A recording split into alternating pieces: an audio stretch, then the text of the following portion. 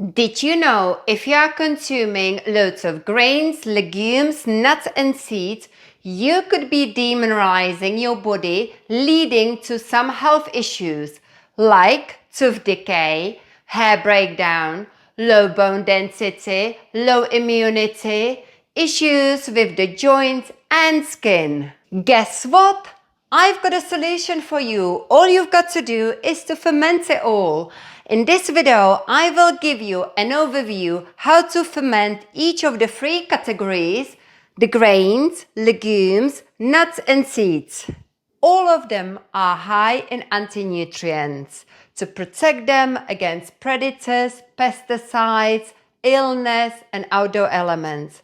For us, they are difficult to digest, therefore harmful to our body, damaging our gut.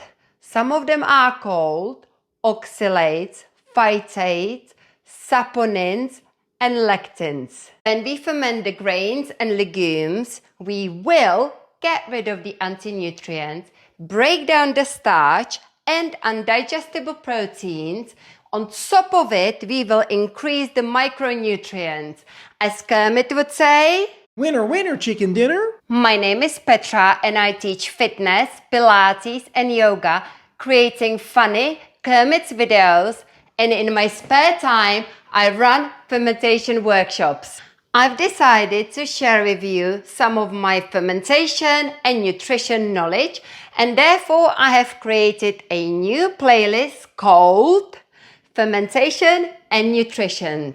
Here you will find all the videos related to this subject, so please hit that subscribe button and turn on the notifications so you don't miss out on my future videos. Microorganisms, especially the milk anaerobic bacteria, together with enzymes, will change the carbohydrates into lactic acid and break down the complex proteins into simple ones. Basically, the fermentation of grains and legumes will minimize the anti-nutrients, break down the starch and gluten. That's not everything. During the fermentation process, we get a massive increase of the enzymes, vitamins and minerals. Fermented food is high in vitamin C, K, B1, 2 and 6, potassium and magnesium, of course the enzymes and the probiotics. To ferment your grains, these are oat grains, all you need is water and 1 to 2 tablespoons of probiotics, depending on the amount you are fermenting. I like to use water kefir. Another probiotic can be apple cider vinegar, juice from the fermented vegetables, your sauerkraut or kimchi. The whey, here at the bottom. You can get it by separating a milk kefir or yogurt. I always separate my milk kefir when I want to get hold of the whey for fermenting the vegetables, or I want to use it to make the cheese.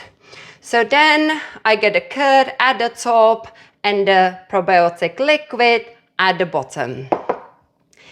Here is the cheese I made yesterday. I need to wait about 3 to 5 days for it to fully ripen and be super delicious.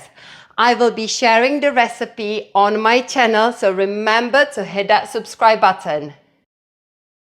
Fermenting legumes is very similar. You need the water, 1 to 2 tablespoons of probiotics and the salt. It will help the bean to soften and therefore the cooking time is shorter. You need about a pinch to 1 tablespoon, depending again on the amount you are fermenting, the type and the size of the bean. For the nuts and seeds, all we need is salty water.